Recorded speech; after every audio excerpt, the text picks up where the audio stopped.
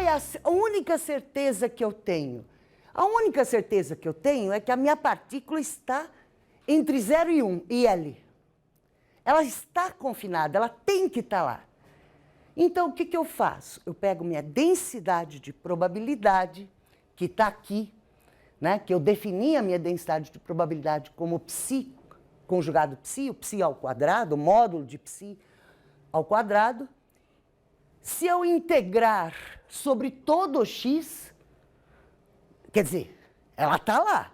Se eu pegar a probabilidade dela estar entre menos infinito e mais infinito, tem que dar 1. Ela está lá. Essa é a minha hipótese de saída. Né? É a minha hipótese de saída.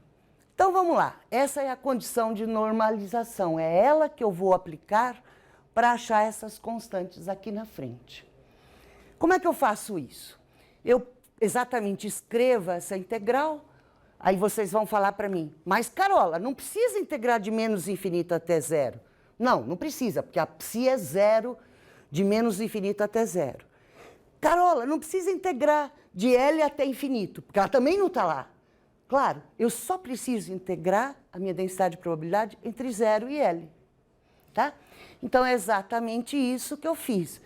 Está aqui, né, o AN ao quadrado, o seno daquele kx, knx, né, ao quadrado, dx, e eu estou integrando apenas dentro do poço 0 a L e fiz igual a 1. Então, o 1 é a certeza, ela está lá. Ela está lá. Tá? Então, eu sei resolver a integral, igualo a 1 e tiro o AN. E o AN, a constante de normalização, é exatamente raiz de 2 sobre L.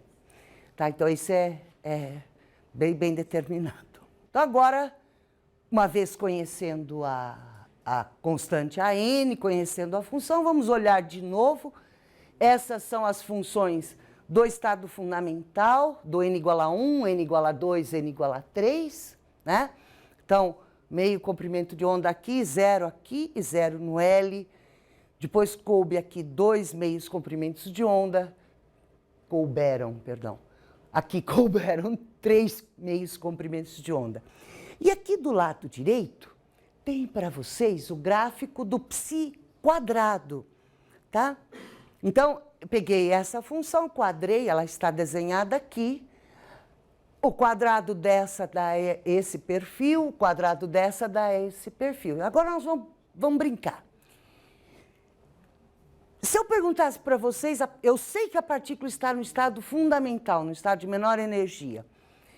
Onde vocês esperariam, pela figura, ser mais provável encontrar a partícula?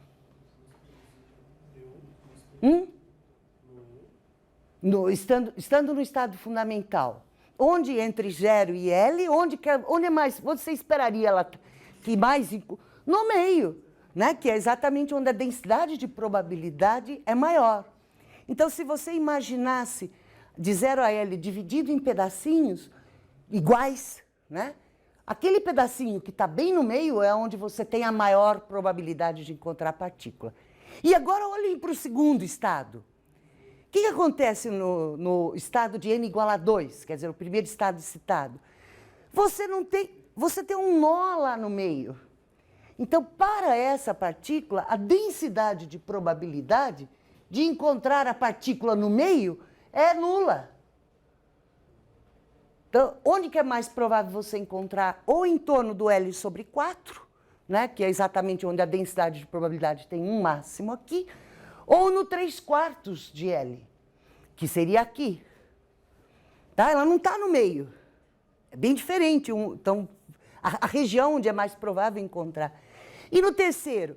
No terceiro, você tem 2 nós, né? Tem dois pontos em torno do qual você tem probabilidade nula de encontrar a partícula, que são no 1/3 de L e 2/3 de L. E o máximo, por outro lado, está no L sobre 6, 1/6, 3/6 e 5/6, né? Que são os pontos aqui do meio. Tá? Então, com isso, você tem uma informação sobre onde que a partícula pode ser, onde você esperaria que a partícula é mais provável de ser encontrada. Né? É exatamente essa informação que ela te dá. Se eu quisesse perguntar para vocês, vamos supor, eu tenho um poço de 10 angstroms, né, de largura.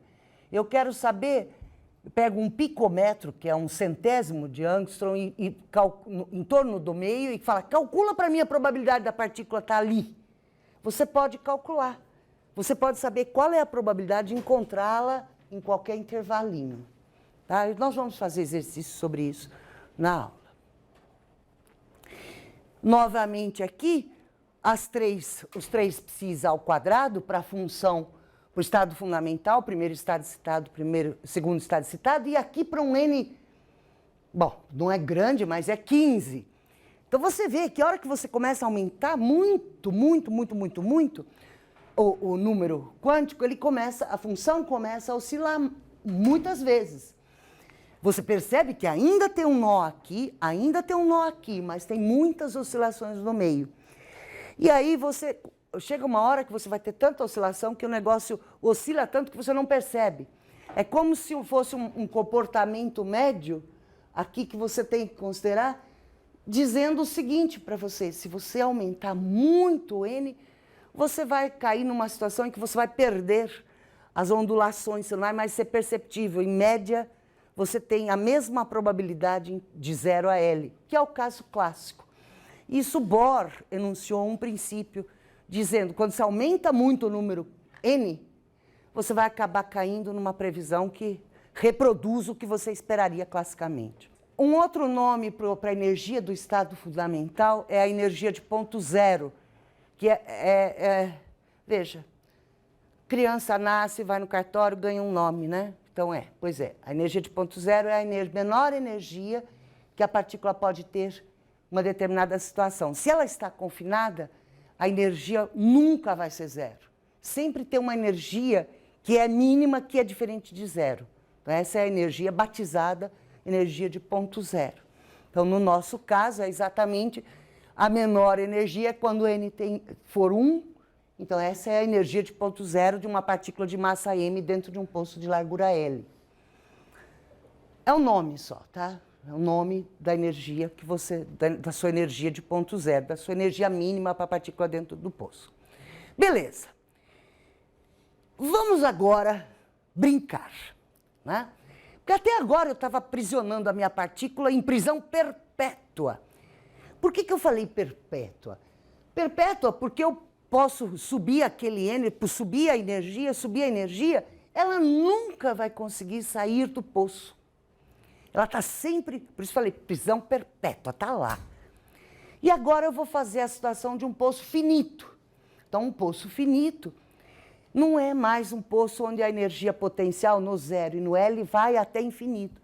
Ele vai até um valor finito, o zero, aqui. Não precisa ser, mas eu obviamente quero fazer simples, então o zero do lado direito também e zero no meio. Tá? E aqui acontece uma coisa muito legal. Primeiro, não é uma prisão perpétua. Não é uma prisão perpétua. Você tem a seguinte situação. Aqui está o X, o teu poço está aqui, né? Aqui é o zero. Aqui é o zero, e entre zero e L, o U é zero. Beleza. Então, você pode imaginar a seguinte situação. Energias que são, de novo, desenha o estado com uma certa energia. Então, um estado que tem energia menor do que a altura do poço, tá? Nesse caso, ela está confinada. Classicamente, ela só pode estar entre o zero e o L. Está ali. Claro, porque ela não pode entrar para cá. Se entrar para cá, ela teria que ter energia cinética negativa. Nós já falamos sobre isso na aula passada. Ou ela pode ter energia E acima. E a hora que ela está acima, com energia acima da altura do poço, ela não está confinada. Então, para estados de energia acima da altura do poço, finito agora, ela está livre. Ela não está presa. Tá? No entanto, enquanto as energias aqui forem menores, eu vou ver uma situação análoga à que nós tivemos no caso do poço infinito. Somente algumas energias são permitidas, tá? Então, exatamente, o que eu faço? Escrevo a minha equação de Schrödinger, só que agora eu tenho que resolvê-la para x menor do que L, para x menor do que 0, entre 0 e L, e para x maiores do que L. E impor condições de contorno.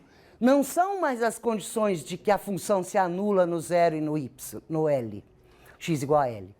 As condições de contorno são outras. São condições de continuidade da função e continuidade da sua derivada. Então, essas condições te levam a essas soluções. Soluções que são até bastante parecidas com a do poço infinito. Só que notem que tem um rabinho da função entrando na região proibida, né? Aqui é o estado fundamental, com um rabicho aqui, um rabicho aqui. Aqui já está π ao quadrado, tá? Não está π, está π ao quadrado. Esse é o primeiro estado excitado, com um rabo da função penetrando a região que, classicamente, ela não pode estar.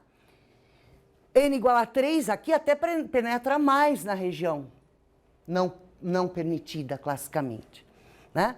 Significando para você o seguinte, que a partícula, ela está confinada, mas ela não está confinada exatamente entre 0 e L, ela tem uma probabilidade de penetrar na região classicamente proibida. Então, dá até para você calcular. Calcula a probabilidade de encontrar com x menor do que 0, por exemplo. Basta integrar a função até 0, você vê que a integral dessa função vai ser diferente de 0. Então, existe uma probabilidade de ela estar na região que não é permitida classicamente, né? Aqui tem um caso quantitativamente comparável com o que você tem. É um poço finito, a altura é 450 elétron-volt de energia potencial, né? É exatamente a altura do poço que você tem e a largura do poço é 100 picômetro, é 10 a menos 12 do metro. Então, 100 picômetro é 1 angstrom. Dimensões da ordem de dimensões atômicas, né? Então, aqui estão representados em vermelho as energias permitidas para uma partícula, que é um elétron, né, dentro de um poço desse tipo, com essa profundidade e com esta largura. Então, o que você pode ter? Você pode ter uma partícula que tenha 24 elétron-volts de energia, essa é a menor energia que a partícula pode ter. Não vai ter partícula com 19 elétron-volts dentro desse poço. Não dentro desse poço. Ou você teria que mudar a largura do poço, ou aumentar a profundidade, ou diminuir a profundidade do poço. Você tem que brincar. Mas esse aqui não dá. Então, 24, que é esse primeiro estado fundamental aqui, de N igual a 1, o primeiro estado excitado de 109 e o terceiro estado de 208 elétron-volt. E só. Dali para cima não tem mais nenhum estado, por isso que são só 3 que estão desenhados aqui para esse exemplo em particular, tá? E acima do 450, onde está aquela barra verde, significa para você, lá pode tudo, todas as energias possíveis, porque ali a partícula não está mais confinada, né? Ela não está mais restrita a uma região limitada do seu espaço. Só para comparação, as linhas tracejadas são os estados que você obteria, as energias dos estados que você obteria, se você tivesse um poço da mesma largura, só que infinito, tá? Então, você vê que a energia baixou um pouquinho, a energia em relação às energias dos estados do poço infinito. Beleza. O que mais? Agora, né, esse que eu fiz foi um caso em que a partícula está aprisionada em uma dimensão só. É o famoso exemplo que eu dou para vocês, a formiga no varal, né? Põe uma barreira aqui, ela só pode andar em cima do varal, entre esses dois pontos. Eu vou pular direto para uma partícula que está aprisionada dentro de uma caixa.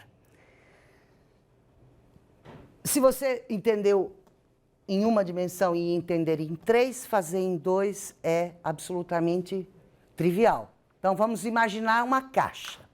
Então, a caixa, como é que é?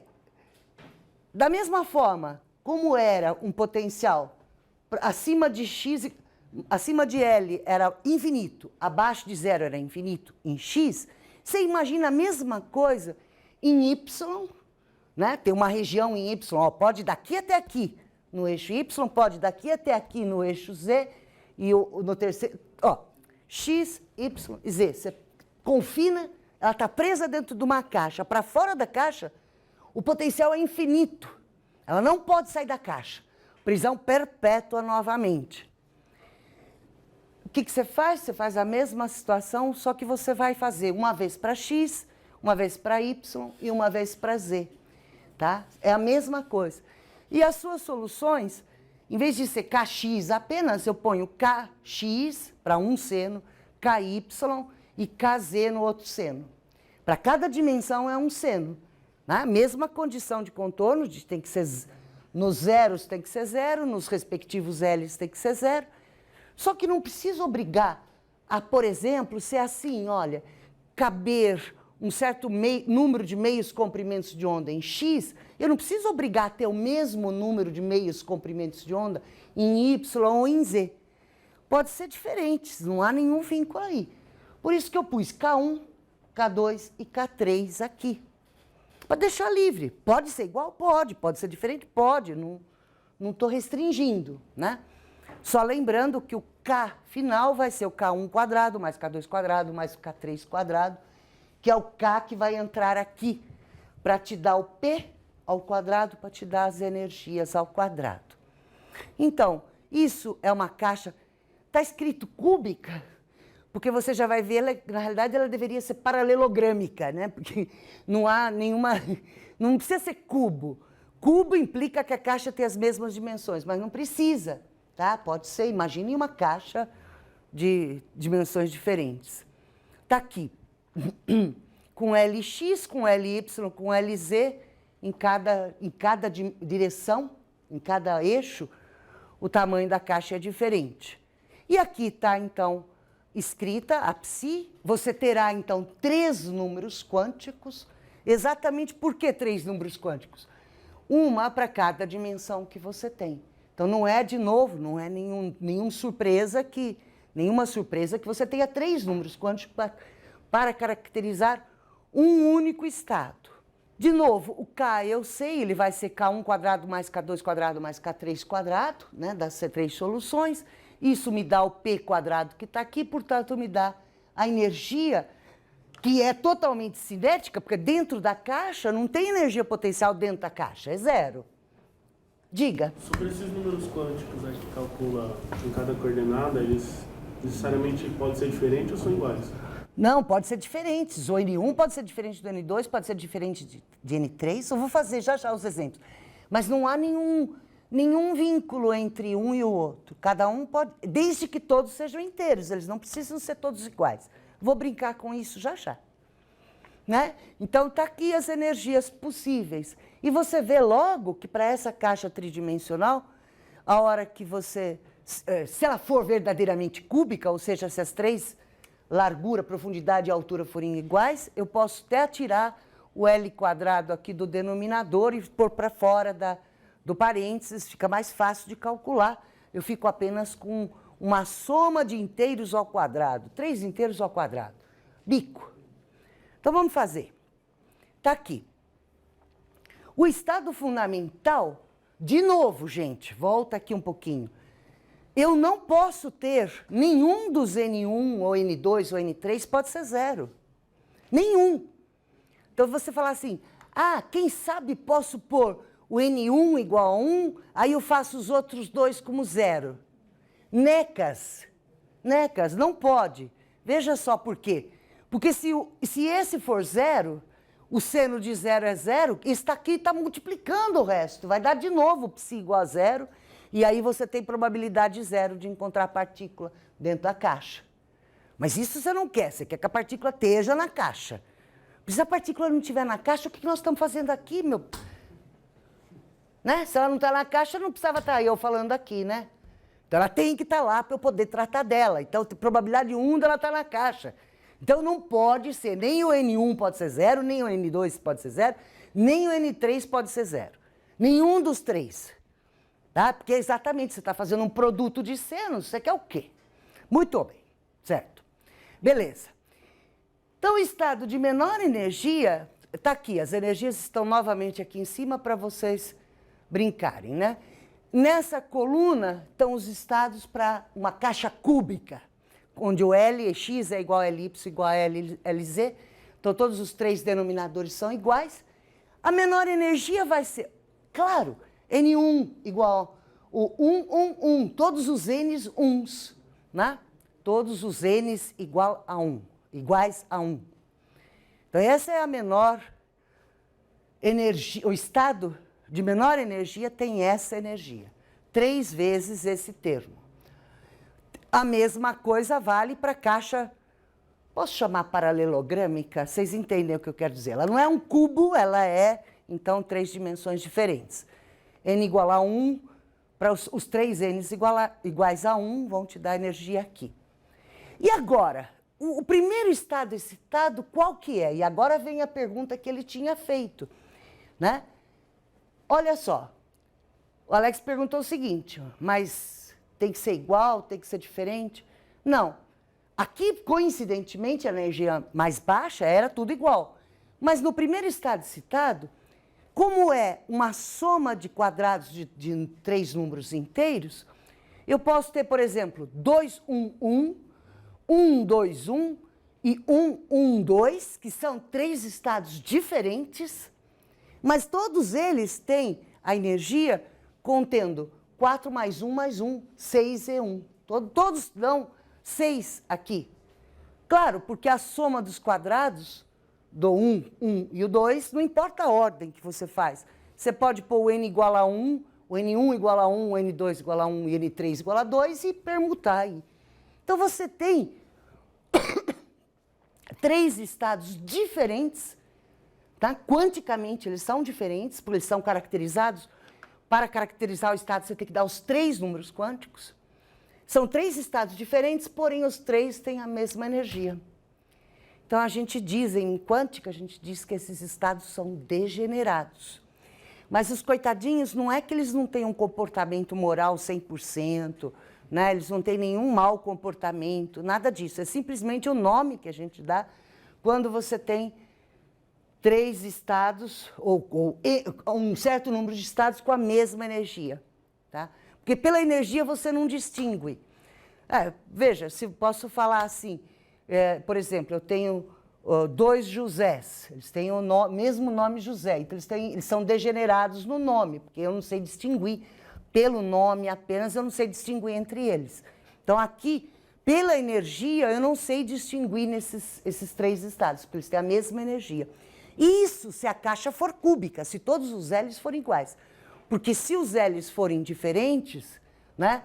E aqui eu estou fazendo uma situação em que o L1 é menor do que o L2 e menor do que o L3. Então, esta situação é a de menor energia, em que é N1 igual a 1, N2 igual a 1, N3 igual a 2. E aí você faz a conta e vê o ordenamento. Simplesmente aí você tem que tomar cuidado.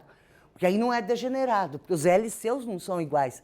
Você tem que colocar os inteiros aqui em cima e as dimensões no denominador. Senão, você não vai saber botar em ordem. Depois, o próximo estado excitado, você faz 1, 2, 2.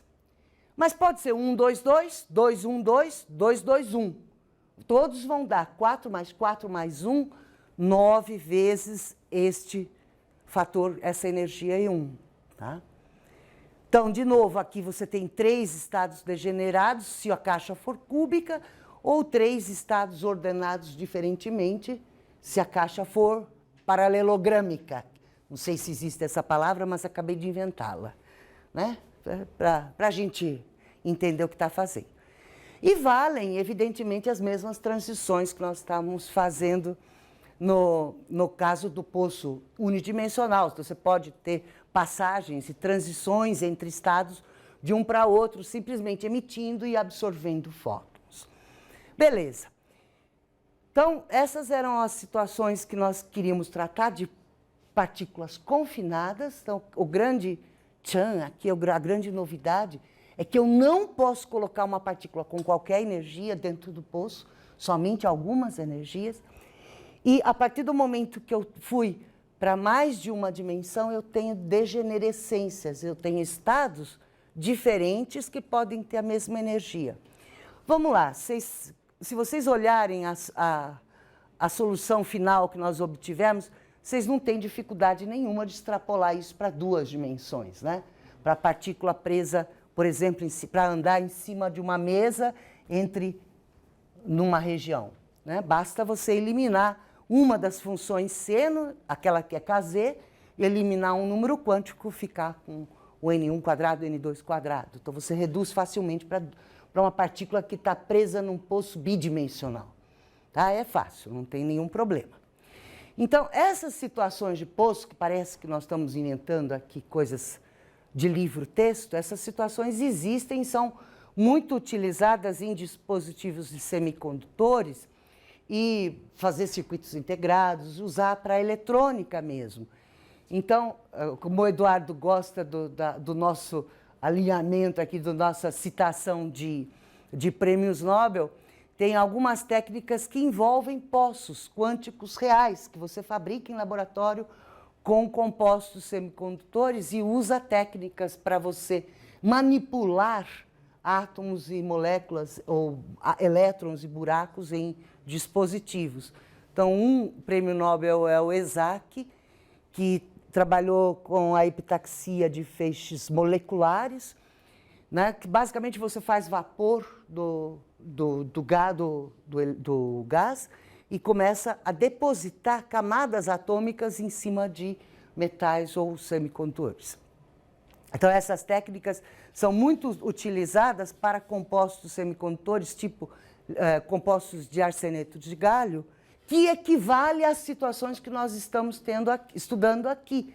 Você tem regiões em que você tem um composto aqui que é misturado, né, arseneto de galho com uma determinada proporção, aqui puro, então não tem nenhum composto adicional, e aqui outro igual. Então você pode manipular esses compostos de acordo com a utilidade que você quer